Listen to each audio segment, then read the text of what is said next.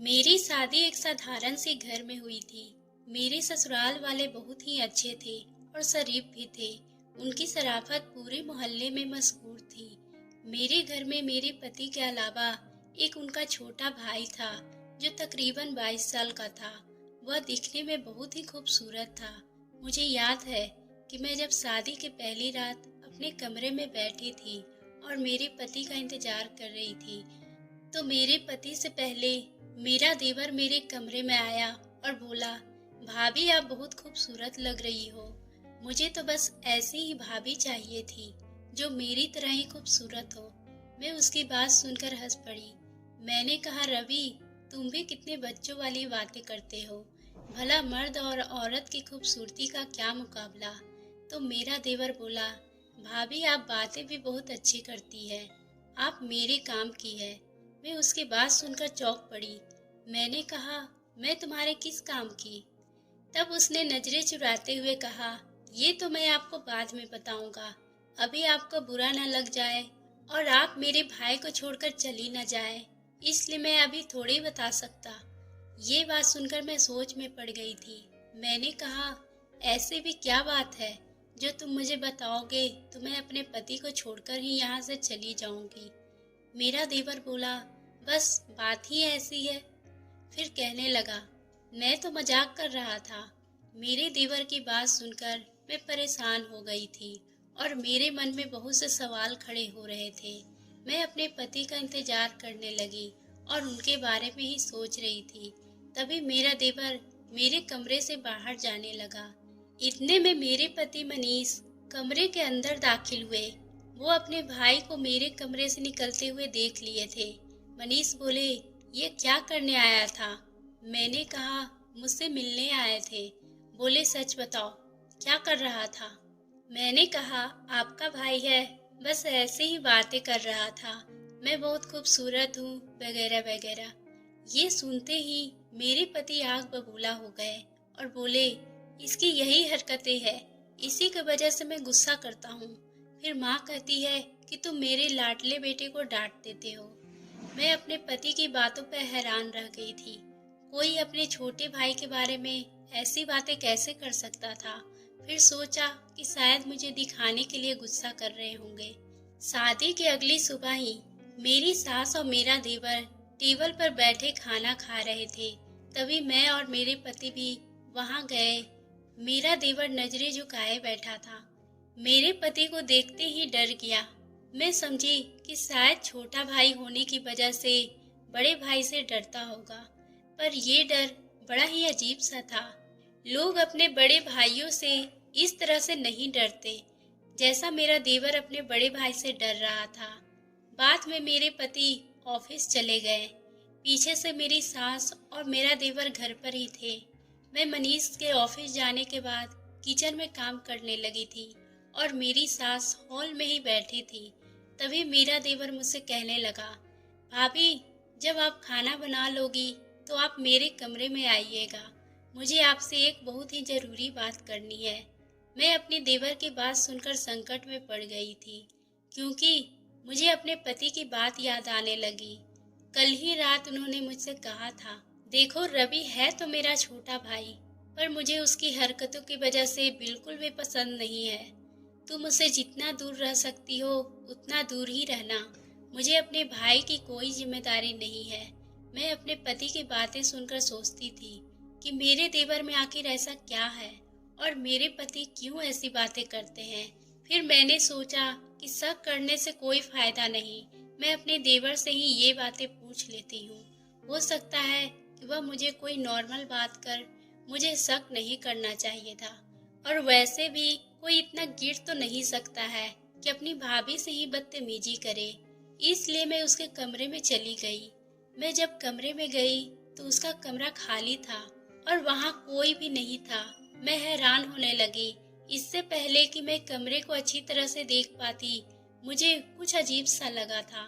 एक पुरानी सी अलमारी उस कमरे में पड़ी थी और उस अलमारी से एक लाल रंग के कपड़े के टुकड़े दिखाई दे रहे थे। उस अलमारी को देखकर लगा जैसे मेरा देवर कुछ मुझसे छुपाना चाहता हो। मैं उठकर उस अलमारी के पास चली गई और जैसे ही उस अलमारी को खोलने की कोशिश की, इससे पहले कि मैं अलमारी खोलकर देखती, इतने में मेरा देवर कमरे में आ गया और मुझे देखकर वो चौंक गया और बोला, भाभी आप इतनी जल्दी आ गई? मैंने तो आपको कुछ देर बाद बुलाया था। मैंने कहा, रवि तुम मुझसे क्या बात करनी थी? वह कहने लगा, भाभी मैं जो कुछ भी आज कहूँगा प्लीज आप भैया से इसके बारे में नहीं बताओगी। और बहुत ही ज्यादा परेशान दिख रहा था। मैंने उससे वादा किया कि ठीक है, मैं इस बात को भैया से नहीं बोलूंगी। अब तो बताओ कि क्या बात है। उसने अपनी जेब से हाथ डाला और एक ही रंग का लिफाफा निकालकर कहने लगा, आप इसे रख ले। मैंने देखा तो उस लिफाफे के अंदर 500 के कई नोट थे। मेरी आंखें ये देखकर फटी रह गई। मैंने कहा, रवि तुम अपनी भाभी को इतने पैसे किस लिए दे रहे हो? क्या तुम्हें मुझसे कुछ चाहिए? मैंने हैरत से पूछा था, क्योंकि मैं इतने पैसे देखकर कंफ्यूज हो रही थी। कहने लगा, नहीं भाभी, मुझे आपसे कुछ नहीं चाहिए। जब चाहिए होगा तो आपको जरूर बताऊंगा। आप मेरा एक काम कर दीजिए, मुझे आपकी मदद की जरूरत है। आप वो पैसे ले लीजिए। लेकिन मेरा देवर नहीं बता रहा था कि मैं पैसे कहाँ रखूं और खर्च करूं या नहीं करूं। बोला कि बस आप इसे अपने पास रखें, मैं आपको वक्त आने पे काम बताऊंगा। अभी मैं उससे कुछ पूछ ही रही थी कि मेरी सास ने मुझे आवाज दी। मुझे जल्दी से देवर के कमरे से उठकर बाहर आना पड़ा। मेरी सास ने दिन का खाना पका लिया था और मुझे खाने के लिए कह रही थी। मैंने कहा, माँ जी मुझे अभी खाना नहीं खाना है, आप खाना खा लीजिए, मैं खाना थोड़ी देर बाद खा लूंगी। तभी मेरी सास कहने लगी, तुम रवि के कमरे में क्या कर रही थी? मुझे कुछ समझ नहीं आ रहा था कि मैं माँ जी से क्या बोलूं, क्योंकि मैं रवि से वादा किया था कि मैं पैसे वाली बात घर में किसी से नहीं बोलूंगी। अपनी सास को ये भी नहीं बता सकती थी कि मेरे देवर ने मुझे पैसे दिए हैं, और मुझे पैसों वाली बात घर वालों से छुपाने में भी डर लग रहा था, क्योंकि मैं इस घर की बहू थी। और अगर ऐसी वैसी कोई बात हो जाए तो लोग सबसे ज्यादा कसूरवार लड़की को ही देते हैं। इसलिए मैंने खामोशी से अपने देवर की अगली बात का इंतजार किया। फिर 2 ही 3 दिन के बाद जब मेरे पति ऑफिस के काम से शहर चले गए और मेरी सास अपने काम में व्यस्त रहती थी, मेरा देवर चुपके से मेरे कमरे में आया और बोला, भाभी मुझे आपसे जरूरी बात करनी है। मैंने कहा, हाँ रवि, तुम्हें मुझे वो बात तो बताई ही नहीं। तुम रोज आते हो और कहते हो कि मेरी मदद कीजिए, पर बताते नहीं क्या मदद चाहिए। रवि बोला, भाभी आप अभी ऐसा करें, यह मेरा नंबर है और मुझे इस पे मैसेज कर दीजिएगा। मैं माँ के सामने ये बातें नहीं कर सकता। ऐसा ना हो कि अम्मा मुझे बुरा समझे। आपको तो पता ही है कि भाई पहले से ही मुझसे नफरत करते हैं, लेकिन उनका छोटा भाई हूँ, मैं भी उनकी इज्जत करता हूँ। वो ना जाने मुझे क्यों नफरत करते हैं। मैंने उसकी बात को टालते हुए अपने देवर का नंबर रख लिया था। वो बोला कि मैं जब दूसरे कमरे में जाऊंगा तो आप व्हाट्सएप पे मैसेज कीजिएगा, और हाँ, आप अभी जाकर माँ के सामने ही बैठ जाएं, उनके साथ किचन में मदद करें, ताकि उन्हें शक ना हो कि मैं आपसे बातें करने आया था। उनको भी यही लगता है कि मैं आवारा लड़का हूँ जो सिर्फ मौज मस्ती करते रहता हूँ। मैंने कहा, ठीक है, मैं तुमको मैसेज करती हूँ। मेरा देवर दूसरे कमरे में चला गया। तभी मेरी सास कमरे में आई और बोली, तुम किससे बातें कर रही थी? मैंने कहा, माँ जी वो रवि मेरे कमरे में आए थे। तभी मेरी सास गुस्से में कहने लगी, वो क्या करने आया था तुम्हारे पास? मैंने कहा, कुछ नहीं, वो कह रहा था कि उसके फोन में कोई प्रॉब्लम आई है, बस वही बातें कर रहा था।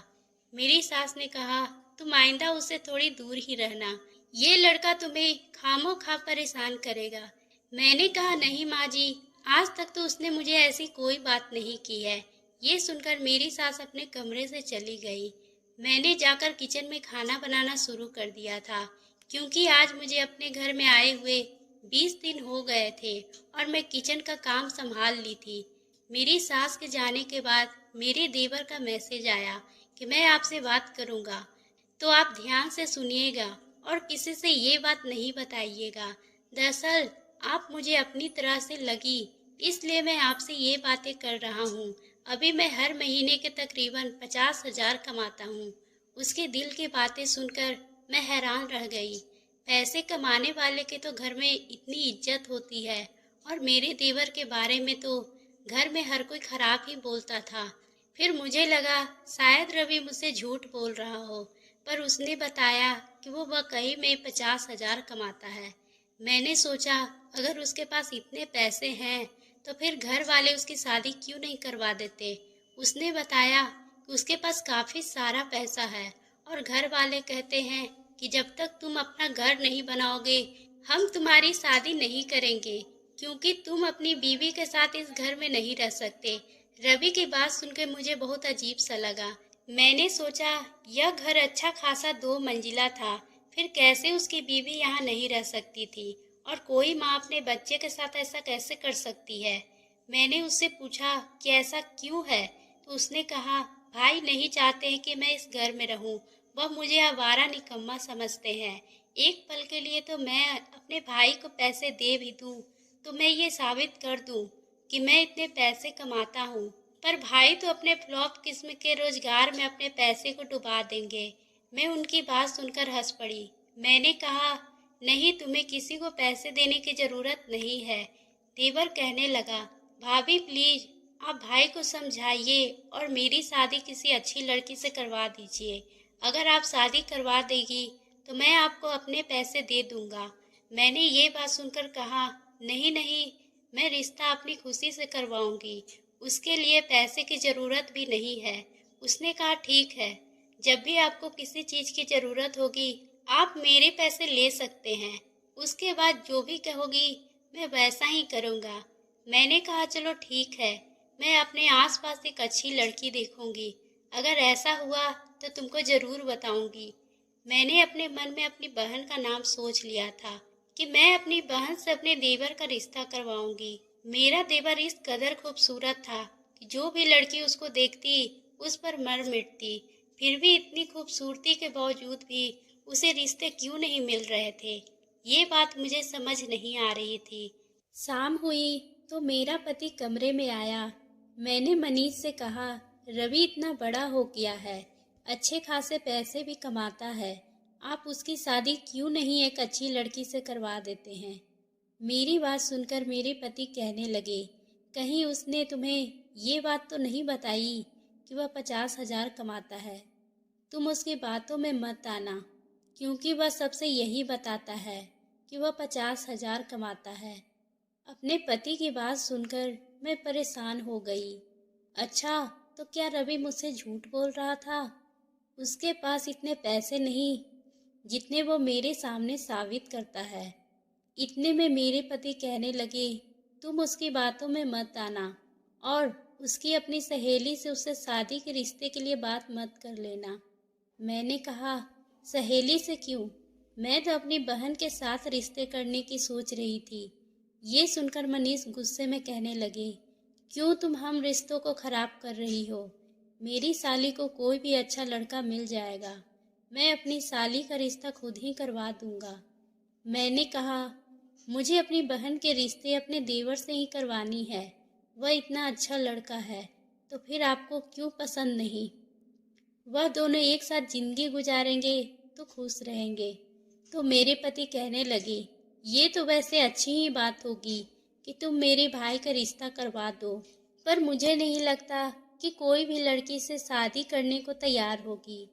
तुम्हें अभी कुछ पता नहीं, इसलिए तुम ऐसा कर रही हो। अगले ही दिन मैंने अपने मायके फ़ोन कर दी और अपने मम्मी पापा से कहा कि मेरा देवर का रिश्ता मैं प्रिया से करवाना चाहती हूँ। अगर आप लोग कहें तो मैं अपनी छोटी बहन के लिए अपने देवर का रिश्ता घर में लिए आऊँगी। ये सुनकर मम्मी पापा बहुत खुश हो गए।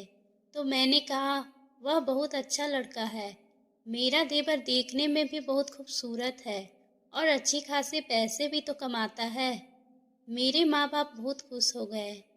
मैंने अपनी बहन को भी बताया कि मेरा देवर बहुत खूबसूरत है, मैं उसकी शादी उसके साथ करवा दूंगी, तुम हमेशा खुश रहोगी।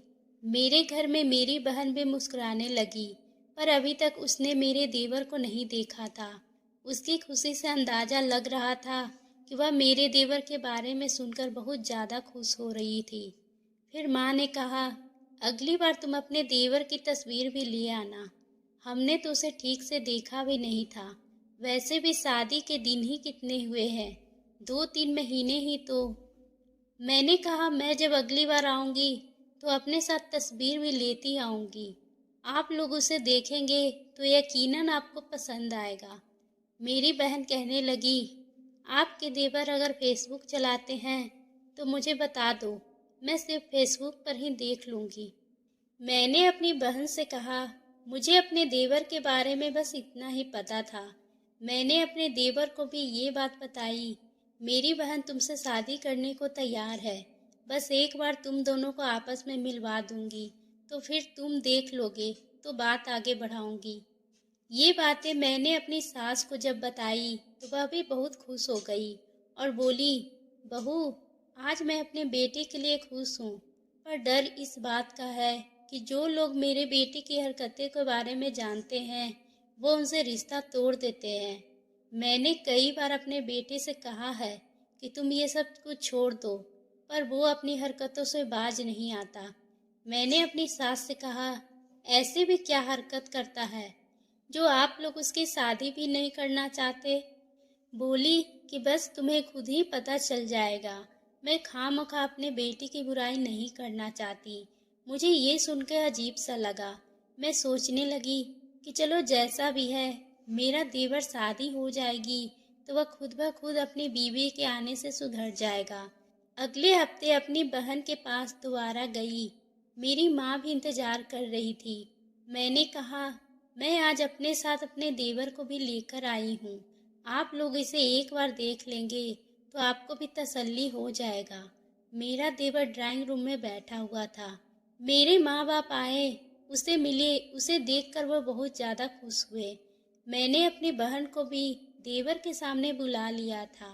जब मेरी बहन कमरे में आई तो उसने मेरे देवर को देखकर खुश होकर वापस चली गई। मैंने देखा तो उसके चेहरे पर चमक थी और ये देखकर मैं खुश हो गई। लेकिन ये खुशी ठीक 1 घंटे बाद जब मेरी छोटी बहन की सहेली मेरे देवर को देखी तो उसने मेरी बहन के कमरे में चली गई। फिर कुछ ही देर बाद मेरी बहन कमरे में निकली तो मैंने उसको देखा। वो बहुत परेशान लग रही थी। उसके चेहरे का रंग ही उड़ा हुआ था। मैं अपनी बहन के पास गई। मैंने कहा, क्या बात है, इतनी घबराई हुई क्यों हो? उसने मुझसे कहा, मुझे माफ़ कर दो दीदी, पर मैं इस लड़के से शादी नहीं कर सकती। इसकी हरकतें ऐसी है कि कोई भी औरत बर्दाश्त नहीं करेगी। मैंने कहा, तुम लोग पहेलियाँ बुझाना बंद करो। पहले ही मेरे पति ऐसी बातें कर मुझे परेशान करते हैं। अब जो भी है मुझे खुलकर बताओ। मेरी बहन कहने लगी, दीदी, जब मेरी दोस्त आई थी उसने मुझे बताया कि ये फेसबुक पर बहुत ही फेमस डांसर है, तो मैंने कहा, ये तो बड़ी अच्छी बात है। प्रिया ने अपने फ़ोन में मेरे देवर की वीडियो लगाकर मेरे हाथों में थमा दी। जब मैं अपने देवर की वीडियो देखी तो मेरा सर शर्म से झुक गया। मेरा देवर तो लड़की बनकर फेसबुक वगैरह पर वीडियो बनाता था। ये वीडियो देखकर मुझे बहुत हैरत होने लगी और मैं बहुत परेशान हो गई। मैंने कहा, मुझे तो मालूम ही नहीं था कि मेरा देवर ये सब तरह का काम करता है। अगर ऐसा है तो फिर मैं उससे बात करूँगी। मेरी बहन बोली, अब इस सब का कोई फ़ायदा नहीं। जो लड़के इन बातों में पड़ जाते हैं फिर वो अपना और कुछ नहीं करते, बस इन्हीं कामों में होकर रह जाते हैं। मेरी बहन मेरे लाए हुए रिश्ते को इनकार करके अपने कमरे में चली गई। मैं वापस अपने ससुराल आ गई थी और ये सभी बातें मैंने अपनी सास से कहा। मेरी सास बहुत रोने लगी और गुस्से में मेरी सास ने जूता उठाया और अपने बेटे को मारने लगी। बोली कि ये बड़ा स्टार बनता फिरता है। कई बार इसे कह चुकी हूँ कि अपनी हरकतें छोड़ दो, इसे कमाई से कोई फ़ायदा नहीं। जहाँ से इतने पैसे मिलते हो पर इसकी कोई इज्जत नहीं। मैं सोच में पड़ गई कि आजकल के लड़के लड़कियाँ सोशल मीडिया पर वीडियो तो बना लेते हैं, पर ये नहीं सोचते कि उनके माँ बाप पर क्या बीतता होगा, वह कितनी बेइज्जती महसूस करते होंगे। मेरे देवर अपनी माँ के पैरों में गिरकर बोला, मुझे माफ़ कर दीजिए, अब से मैं आपको बेइज्जती महसूस नहीं होने दूंगा। फिर वो मेरे सामने भी हाथ जोड़कर माफ़ी मांगने लगा। मैंने कहा, भाई तुम अगर चाहो तो अपनी अच्छी सी सूरत दिखाने के बजाय कुछ अच्छा काम भी कर सकते हो।